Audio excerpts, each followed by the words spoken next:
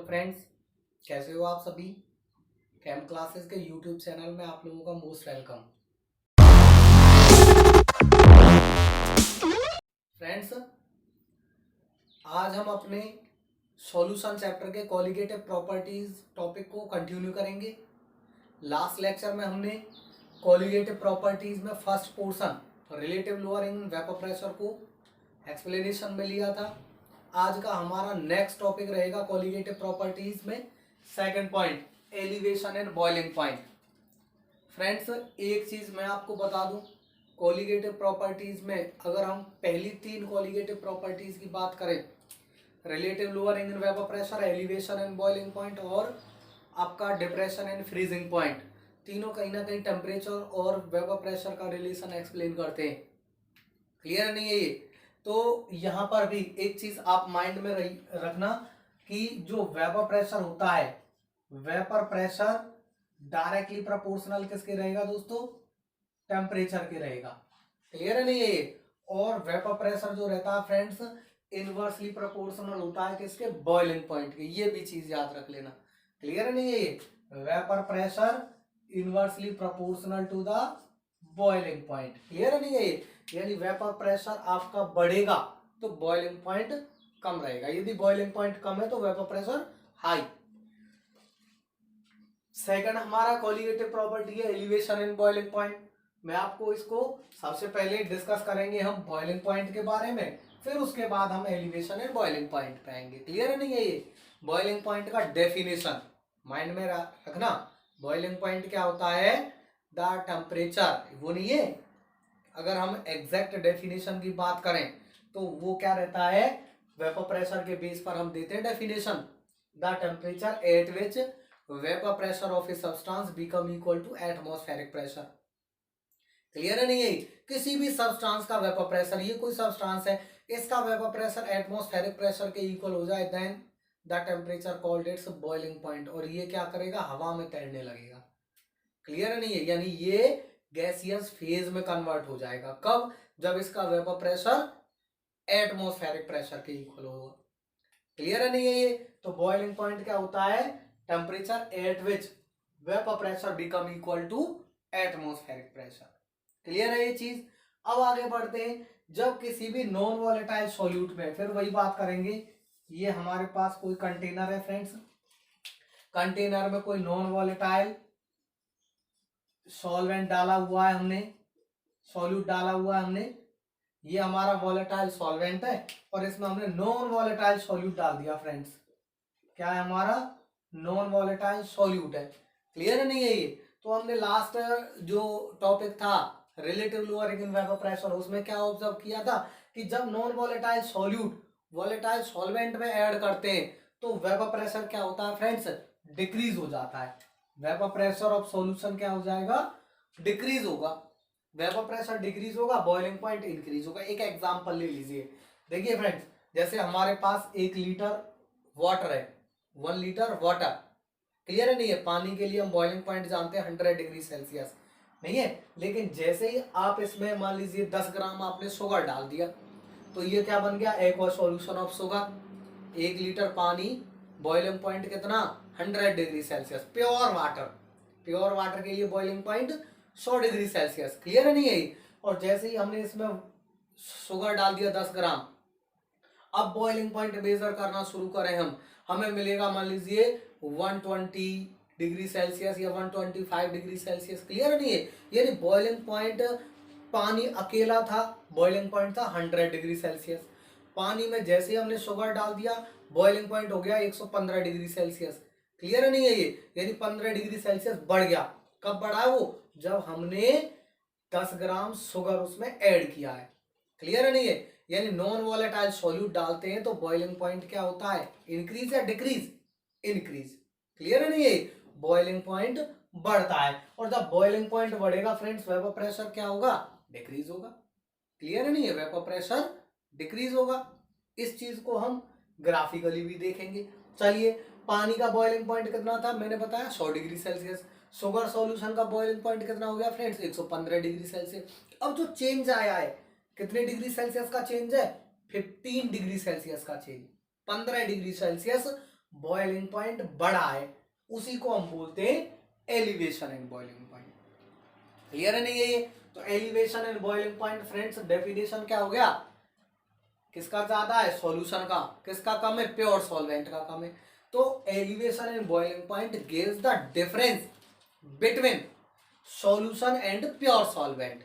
Solution 115 degree Celsius में से pure solvent यानी वाटर का घटा दें तो जो डिफरेंस निकल के आएगा that is called elevation in boiling point. Clear हुआ? एलिवेशन इन बॉइलिंग पॉइंट को फ्रेंड्स हम डेल्टा टीबी से रिप्रेजेंट कर देते हैं, डेल्टा टीबी। ओके, और mathematically delta TB is equal क्या रहेगा हमारा, TB minus T naught B. Okay, ये डेल्टा टीबी क्या रहेगा दोस्तों, डेल्टा टीबी रहेगा एलिवेशन इन बॉइलिंग पॉइंट, और टीबी क्या रहेगा friends, boiling point of solution. भाई सॉल्यूशन का ही तो था 115 डिग्री सेल्सियस, तो ये बॉइलिंग पॉइंट ऑफ सॉल्यूशन। और टी नोट बी ये प्योर वाटर के लिए लेके चलेंगे हम friends, boiling point of pure component, pure solvent. ठीक है, ओके, प्योर सॉल्वेंट का बॉइलिंग पॉइंट यानी अगर वाटर अकेला है प्योर है तो 100 डिग्री सेल्सियस। ओके, शुगर डाल दिया तो सॉल्यूशन बन गया, सॉल्यूशन का कितना 115 degree Celsius, 115 minus 100 means elevation in boiling point 15 degree Celsius. Clear है नहीं है ये? तो ये हमारा एलिवेशन इन बॉइलिंग पॉइंट आ जाता है। ओके, चलिए हम कॉलिगेटिव प्रॉपर्टीज में 3 टर्म पढ़ते हैं फ्रेंड्स। कॉलिगेटिव प्रॉपर्टी कंसेप्ट में हम कितने टर्म पढ़ते हैं, 4 कॉलिगेटिव प्रॉपर्टीज है, 3-3 पार्ट में हमने इनको डिवाइड किया हुआ है। अगर हम बोर्ड एग्जाम की बात करें तो 3 नंबर का एक कॉलिगेटिव प्रॉपर्टी है, इसको हम पोर्शन में डिवाइड करके स्टडी करते हैं और स्टेप बना करके, तो 3 स्टेप निकलते हैं इसमें। पहला स्टेप कॉलिगेटिव प्रॉपर्टी का डेफिनेशन, एक्सप्लेनेशन इसका। दूसरा स्टेप कि ये वाला elevation in boiling point colligative property क्यों है, और तीसरा पॉइंट आ जाता है फ्रेंड्स इसमें मोलर मास ऑफ सॉल्यूट का कैलकुलेशन। क्लियर है नहीं ये? तो 3 पॉइंट में हम 3 स्टेप में कॉलिगेटिव प्रॉपर्टीज को स्टडी करेंगे। क्लियर है ये? तो फर्स्ट हमारा हो गया है एलिवेशन इन बॉइलिंग पॉइंट, किसके इक्वल है भाई, difference between boiling point of solution and pure solvent के। अब हमारा सेकंड स्टेप आता है दोस्तों कि ये कॉलिगेटिव प्रॉपर्टी क्यों है, elevation and boiling point colligative property क्यों है। सबसे पहले मैं आपको ग्राफिकली इसका रिप्रेजेंटेशन दे दूं, ग्राफ बनाएंगे इसके लिए, देखिए समझ लेना आसान है, थोड़ा सा फोकस रखिए यहीं पे, एक ही बार में क्लियर हो जाएगा। ठीक है, अच्छा ग्राफ है, पूछता है एग्जामों में, बोर्ड एग्जाम में ग्राफिकल रिप्रेजेंटेशन पूछ लेता है दोस्तों, तो ध्यान से देखिए। देखिए वेरिएशन हम प्लॉट करेंगे टेम्परेचर और वेपर प्रेशर के लिए। क्लियर है दोस्तों, ये वेपर प्रेशर के लिए वेरिएशन है, ये टेम्परेचर के लिए है। ठीक है, अब देखिए वो चीज आप याद रखिए, वेपर प्रेशर और टेम्परेचर एक दूसरे के डायरेक्टली प्रोपोर्शनल, वेपर प्रेशर और बॉइलिंग पॉइंट एक दूसरे के इनवर्सली प्रोपोर्शनल। ठीक है, ये यहाँ पर हमारा ये जो प्रेशर है, ये प्रेशर है हमारा एटमॉस्फेरिक प्रेशर 1 atm मान लीजिए, 1 atm प्रेशर है यहाँ पर। क्लियर है नहीं है ये? यानी कोई भी सब्सटेंस है यदि उसका वेपर प्रेशर 1 atm हो जाएगा तो वो गैसियस फेज में एक्सचेंज हो जाएगा। क्लियर नहीं है? अब पानी है, पानी कौन सी स्टेट में है, लिक्विड स्टेट में, नहीं है, लिक्विड स्टेट में उसका वेपर प्रेशर कम ही रहेगा 1 atm से। मान लीजिए उसका वेपर प्रेशर यहाँ है, इतना है। क्लियर है नहीं है? इतना वेपर प्रेशर है, वाटर के लिए प्योर सॉल्वेंट है, हमें उसका बॉइलिंग पॉइंट निकालना है। तो बॉइलिंग पॉइंट निकालने के लिए क्या करेंगे, हम उसको गर्म करेंगे, टेम्परेचर देंगे। क्लियर है नहीं है? टेम्परेचर बढ़ाएंगे तो वेपर प्रेशर भी बढ़ेगा, टेम्परेचर बढ़ा रहे हैं वेपर प्रेशर बढ़ रहा है। क्लियर है नहीं है? टेम्परेचर और वेपर प्रेशर एक दूसरे के डायरेक्टली प्रोपोर्शनल, टेम्परेचर आप बढ़ाएंगे तो वेपर प्रेशर भी बढ़ेगा। समझ में आए? अब ये वाला ये जो टेम्परेचर निकल के आया दोस्तों, ये टेम्परेचर निकल के आया, इस टेम्परेचर पर वाटर के लिए, सॉल्वेंट के लिए वेपर प्रेशर कितना हो गया, 1 atm हो गया इस टेम्परेचर पर। तो सॉल्वेंट है, सॉल्वेंट के लिए, प्योर कंपोनेंट के लिए हम वेपर प्रेशर को किससे रिप्रेजेंट करेंगे, सॉरी टेम्परेचर को T0B से रिप्रेजेंट करेंगे दोस्तों। ठीक है, अब जैसे ही इसमें हमने शुगर डाल दिया, कोई भी नॉन वॉलेटाइल सॉल्यूट ऐड कर देंगे तो क्या होगा, वेपर प्रेशर डिक्रीज होता है। ठीक है, हमने पहली कोलिगेटिव प्रॉपर्टीज में पढ़ा है, when non volatile solute added with the solvent then vapour pressure of solution decrease, vapour pressure solution का घटता है। क्लियर है नहीं है? अब यहाँ तो वेपर प्रेशर जब वाटर अकेला था, लिक्विड स्टेट में वेपर प्रेशर इतना था, जैसे ही आपने नॉन वॉलेटाइल सॉल्यूट डाल दिया वेपर प्रेशर इतना हो गया, कम हो गया। इसका भी हमें, अब ये सॉल्यूशन है भाई, ठीक है, इसका भी हमें बॉइलिंग पॉइंट निकालना है। क्या करेंगे, टेम्परेचर बढ़ाएंगे तो वेपर प्रेशर बढ़ेगा। ठीक है, इसके लिए भी हम क्या करेंगे भाई, टेम्परेचर बढ़ाएंगे, इसके लिए वेपर प्रेशर बढ़ रहा है। ठीक है भाई, तो ये टेम्परेचर आ गया इसके लिए, ये सॉल्यूशन का है, टीबी से रिप्रेजेंट करेंगे, टीबी।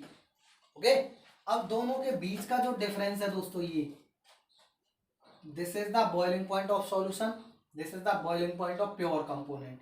इसको किससे रिप्रेजेंट करेंगे, डेल्टा टी बी से रिप्रेजेंट करेंगे, and is called elevation in boiling point. Clear हुआ? I repeat it again, pure solvent है, वेपर प्रेशर 1 atm से कम ही रहेगा। कोई भी सब्सटेंस है ना, लिक्विड या गैसियस, सॉरी लिक्विड और सॉलिड स्टेट में यदि वो एग्जिस्ट है तो 1 atm से कम। क्लियर है नहीं है? और जैसे ही हम टेम्परेचर देंगे उसका वेपर प्रेशर 1 atm हो गया तो वो गैस में कन्वर्ट हो गया।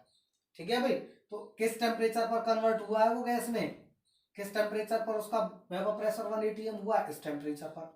किससे रिप्रेजेंट करेंगे, टी नॉट बी से। जैसे ही नॉन वॉलेटाइल सॉल्यूट डाल दिया है, वेपर प्रेशर क्या हो गया, डिक्रीज हो गया, इतना हो गया। अब इसका भी बॉइलिंग पॉइंट निकालना तो इसको भी गर्म करो, टेम्परेचर बढ़ाएंगे, टेम्परेचर बढ़ाया हमने इसके लिए। क्लियर है नहीं है? इस टेम्परेचर पर वेपर प्रेशर कितना हो गया, 1 atm। तो ये टेम्परेचर क्या रहेगा, सॉल्यूशन का बॉइलिंग पॉइंट, और दोनों का जो टेम्परेचर डिफरेंस रहेगा that is called elevation in boiling point. Okay, और ये जो डिफरेंस है दोस्तों, ये ध्यान से देखिए, ये जो डिफरेंस है, ये डिफरेंस कहलाएगा हमारा, किसके बीच का डिफरेंस है, ये वेपर प्रेशर के बीच का डिफरेंस है। ठीक है, और इस डिफरेंस को हम किससे रिप्रेजेंट करेंगे, डेल्टा पी से दोस्तों, डेल्टा पी।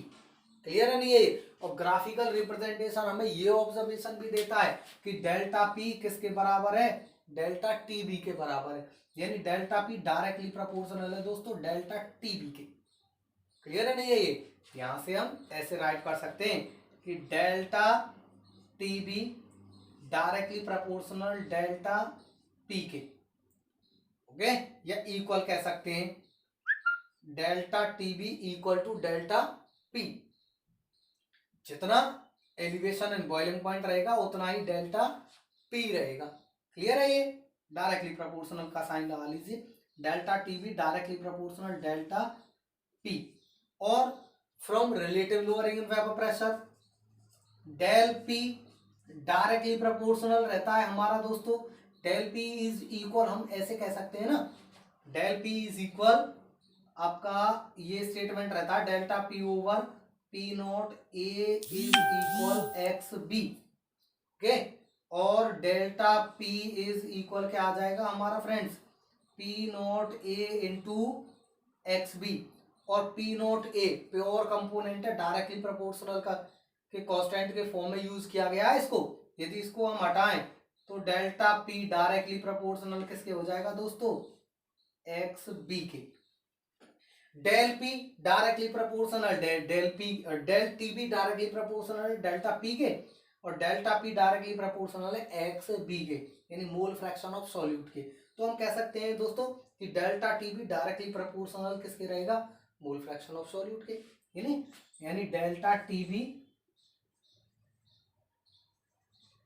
डायरेक्टली प्रोपोर्शनल किसके कह सकते हैं हम, एक्स बी के। ओके, यहां से दोस्तों डायरेक्टली प्रोपोर्शनल को हटा दीजिए, के कांस्टेंट मान लिया, into X B is equal K into N B over N A plus आपका एन बी। ठीक है, तो ये हमारा क्या है, N B over N A plus N B.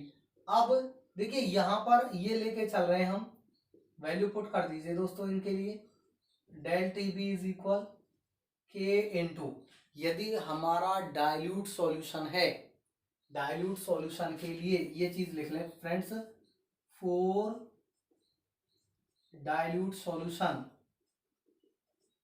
Na और Nb, Na plus Nb, solute और सॉल्वेंट अप्रोक्स में चले जाएंगे दोस्तों Na के इक्वल, ठीक है, दोनों का सम किसके इक्वल रहेगा, सॉल्वेंट के इक्वल, डाइल्यूट सॉल्यूशन के केस में।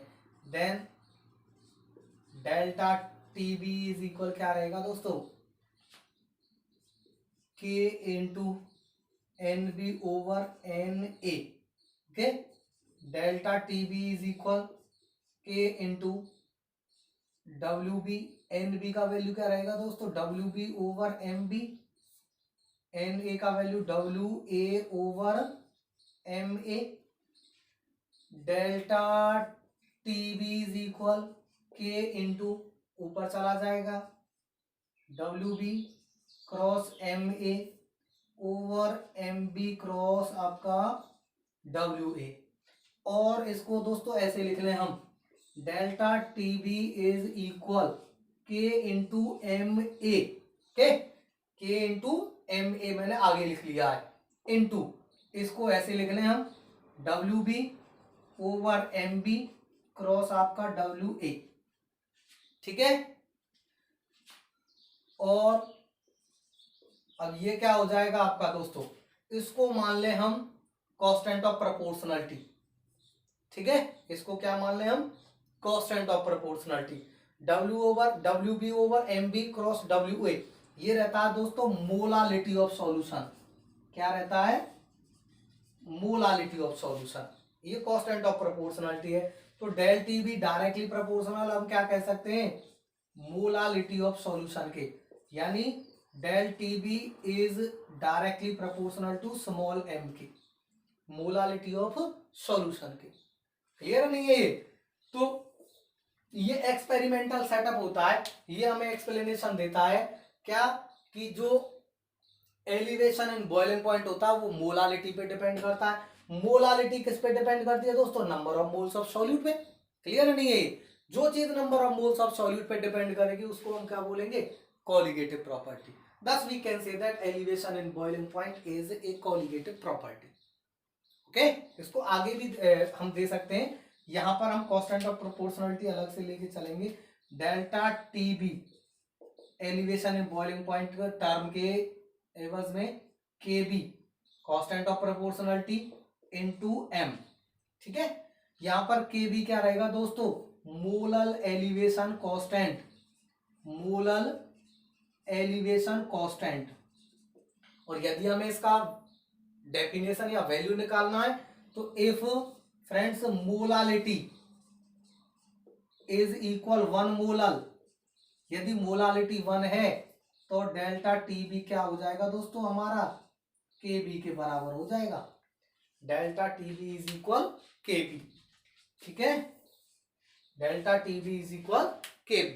अब डेफिनेशन निकाल लीजिए, मोलल एलिवेशन कांस्टेंट, इसको एब्लियोस्कोपिक कांस्टेंट भी बोलते हैं, दूसरा नाम है इसका, पूछ लेता है, एक नंबर में ऑप्शन वालों में भी पूछा गया बोर्ड एग्जाम में, ठीक है, कंपटीशन एग्जाम में भी पूछ लेते हैं। तो एब्लियोस्कोपिक कांस्टेंट या molal elevation constant is equal to the elevation in boiling point, molal elevation constant is equal to the elevation in boiling point for a solution of molality is equal 1, ये definition हो जाएगा, ठीक है। Ebullioscopic constant of a solution containing non volatile solute is equal to the elevation in boiling point for the solution of molality unity 1 K equal, ठीक है। तो ये हमारा निकल जाता, तो हमारे दो यहाँ पर स्टेप क्लियर हो गए कि एलिवेशन इन बॉइलिंग पॉइंट क्या है, नहीं है, और दूसरी चीज कि इसको कोलिगेटिव प्रॉपर्टी क्यों कहते हैं, ठीक है दोस्तों। नेक्स्ट टर्म इसमें आ जाता है हमारा to calculate molar mass of solute. तो मोलर मास ऑफ सॉल्यूट कैसे कैलकुलेट करेंगे,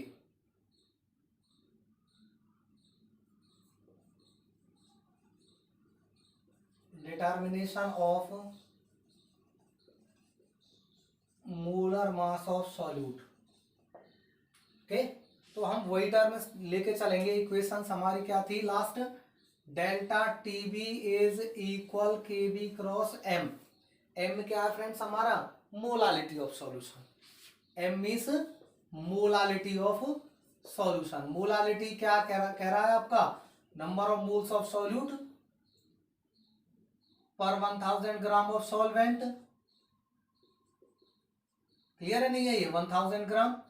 ये एन बी क्या रहता है friends, W B over M B.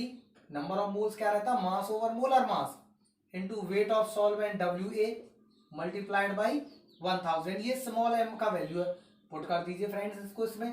तो delta T B is equal क्या रहेगा हमारा, K B cross W B cross 1000 over friends M B cross आपका डब्ल्यू ए। और हमें क्या निकालना है, molality of solution. Then M B is equal क्या आ जाएगा हमारा friends, M B is equal रहेगा K B cross W B cross 1000 over delta T B cross W A.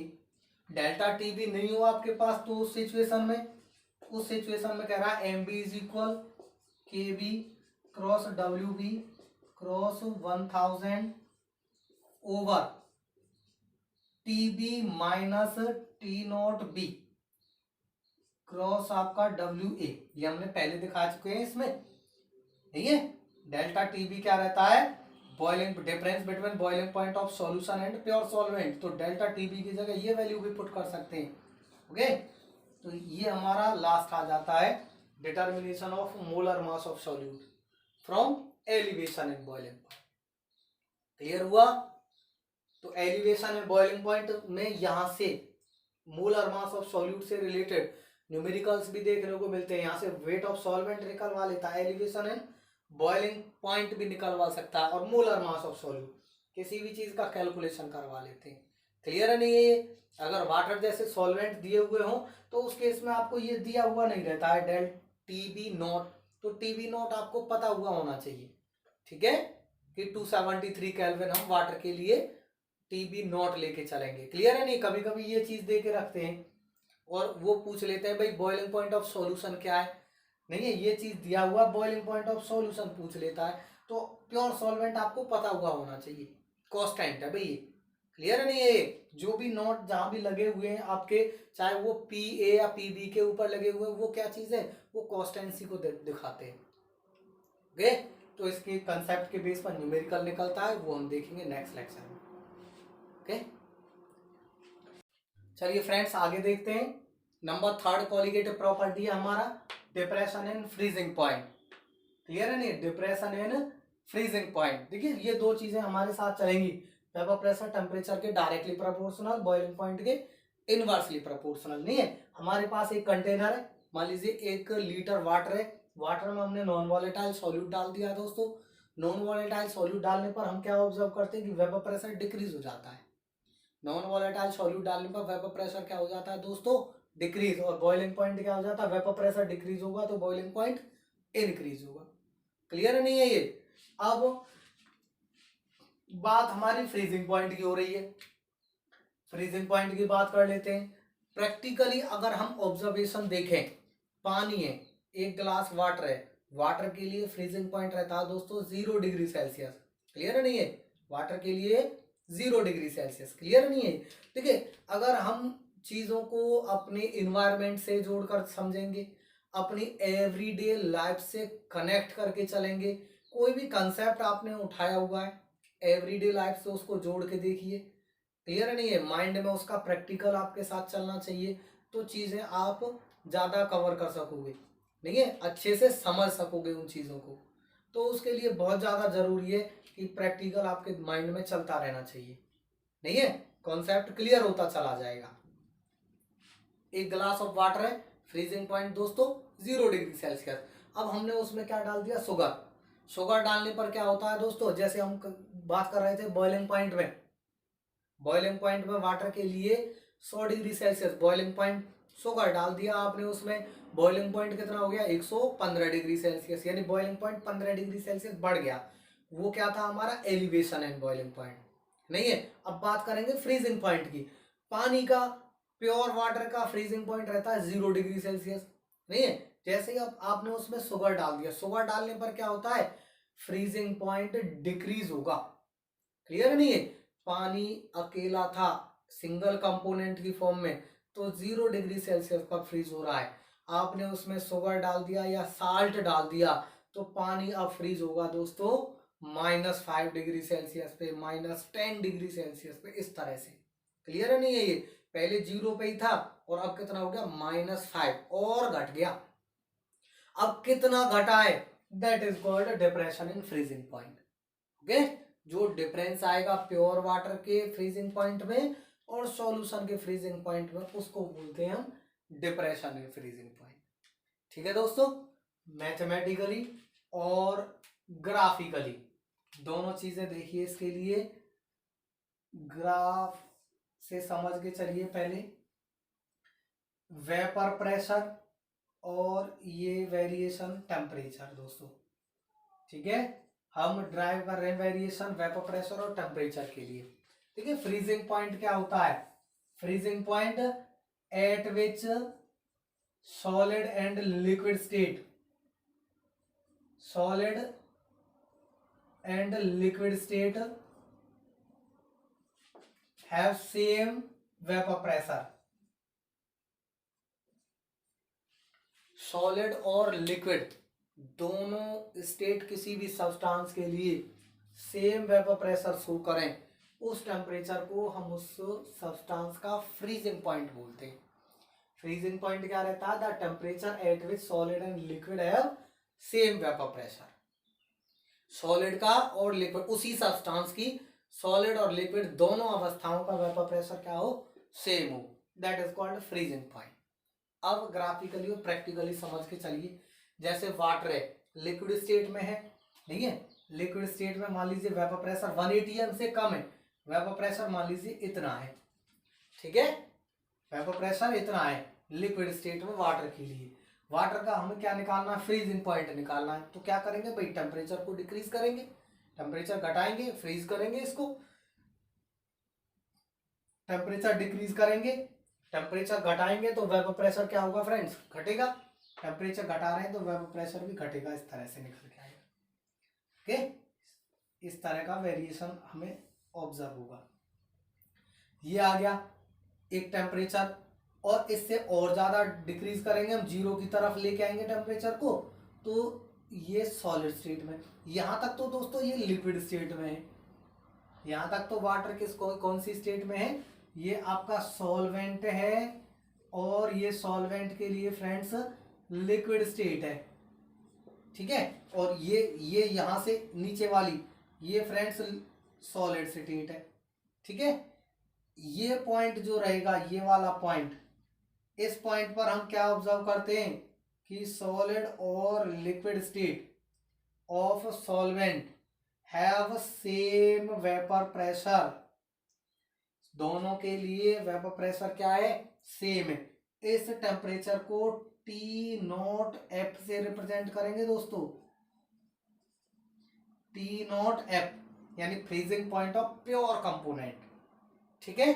Freezing point of pure component समझ लेना, दोबारा से repeat कर रहा हूं। प्योर वाटर है, लिक्विड स्टेट में है, क्लियर है नहीं है। आपने टेम्परेचर घटाया तो वेपर प्रेशर भी घटेगा, घटाया यहां तक आया पहले लिक्विड स्टेट में, इसके बाद जैसे आएंगे तो पानी क्या हो जाएगा, फ्रीज हो जाएगा, सॉलिड स्टेट में आ गया।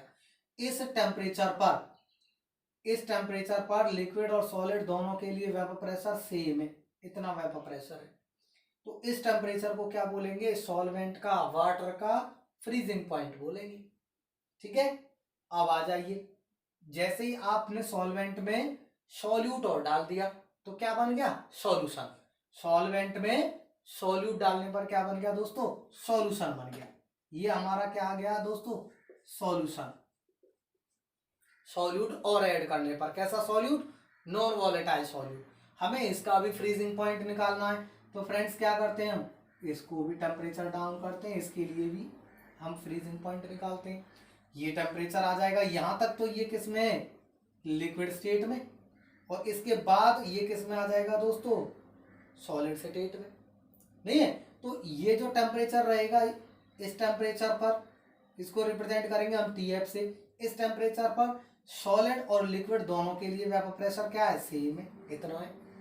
तो ये टेम्परेचर क्या रहेगा, सॉल्यूशन का फ्रीजिंग पॉइंट, ठीक है। और सॉल्यूशन का फ्रीजिंग पॉइंट और सॉल्वेंट का फ्रीजिंग पॉइंट दोनों का जो डिफरेंस रहेगा फ्रेंड्स, उसको हम रिप्रेजेंट करेंगे डेल्टा TF से। और मैथमेटिकली दोस्तों ध्यान से देखना इस चीज को, mathematically delta TF is equal, इन दोनों में से ज्यादा टेम्परेचर कौन किसका है, प्योर सॉल्वेंट का। सॉल्वेंट का टेम्परेचर ज्यादा है तो T0F माइनस सॉल्यूशन का कम है TF, ये आ जाता है स्टेटमेंट। यानी डिप्रेशन इन फ्रीजिंग पॉइंट का डेफिनेशन क्या रहेगा फ्रेंड्स हमारा, depression in freezing point is equal to the difference between freezing point of pure solvent and solution. Okay, difference between freezing point of solution, pure solvent and solution. ये हमारा क्या रहेगा दोस्तों, experimental setup एक definition देगा हमें depression in freezing point के लिए। ओके, और एक्सपेरिमेंटल सेटअप ये चीज भी हमें वही है भाई, ये ग्राफिकल स्टेटमेंट हमें क्या ऑब्जर्व करके दे रहा है कि डेल्टा TF किसके डायरेक्टली प्रोपोर्शनल रहेगा, डेल्टा P के डायरेक्टली प्रोपोर्शनल। ये क्या रहेगा हमारा, डेल्टा P के, क्लियर है नहीं, डेल्टा TF किसके डायरेक्टली प्रोपोर्शनल है, फ्रॉम ग्राफिकल रिप्रेजेंटेशन। भाई ग्राफ से क्या क्लियर हो रहा है हमारा कि delta TF directly proportional del P के, और डेल P डायरेक्टली प्रोपोर्शनल किसके रहता है हमारा, XB के। हमने लास्ट कोलिगेटिव प्रॉपर्टी में इस चीज को किया है, तो डेल्टा TF भी किसके डायरेक्टली प्रोपोर्शनल रहेगा, XB के, ठीक है। और XB को जब हम एक्सप्लेनेशन में लेंगे और ये भी क्लियर हो जाएगा कि XB किस पे डिपेंड करेगा, NB पे, NB मोलालिटी के लिए, तो delta TF directly proportional molality of solution के। ये चीज भी आपका एक्सप्लेनेशन में हमने प्रूफ की हुई है, ठीक है, इसी लेक्चर में, सेकंड कोलिगेटिव प्रॉपर्टी। तो डेल्टा TF आपका किसके रहेगा, directly proportional molality of solution के, यानी स्मॉल m के। Delta TF directly proportional small m के, delta TF is equal KFM, यहाँ पर KF कांस्टेंट रहेगा फ्रेंड्स, इसको बोलते हैं cryoscopic constant, molal freezing point constant, depression freezing point constant, ठीक है। KF कांस्टेंट रहेगा, क्रायोस्कोपिक कांस्टेंट या molal freezing point depression constant. और यहां से यदि इसका डेफिनेशन निकालना है दोस्तों, if molality of solution, molality of solution क्या है आपका, 1 मोलल लेके चल रहे हैं हम, तो उस केस में डेल्टा TF क्या हो जाएगा फ्रेंड्स हमारा, KF के डायरेक्टली इक्वल। अब डेफिनेशन निकल जाएगा कि cryoscopic constant is equal to the depression in freezing point when molarity of a solution taken to be unity. Okay, cryoscopic constant is equal to the depression in freezing point for that solution having 1 molar concentration. Okay, चलिए, तो ये हमारे दो concept clear हो जाते हैं। मैं again repeat कर रहा हूं, ग्राफिकल रिप्रेजेंटेशन हमें क्या देगा, T0F माइनस TF क्या देगा, डेल्टा TF, यानी depression in freezing point is equal to the freezing point of pure solvent and solution, ठीक है।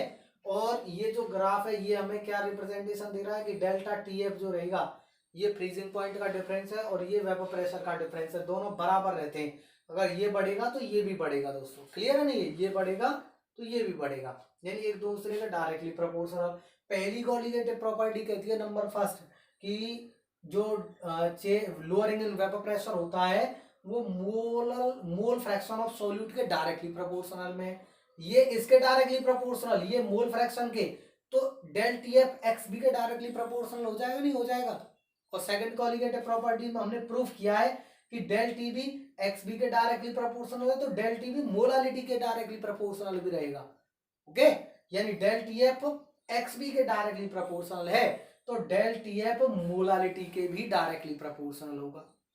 ओके, यहां पर डायरेक्टली प्रोपोर्शनल के लिए कांस्टेंट ऑफ प्रोपोर्शनलिटी आ जाएगा के एफ, क्रायोस्कोपिक कांस्टेंट बोलते हैं। डेफिनेशन निकालेंगे तो मोलालिटी को 1 लेके चलेंगे, 1 molar concentration, then cryoscopic constant become equal to depression in freezing point के।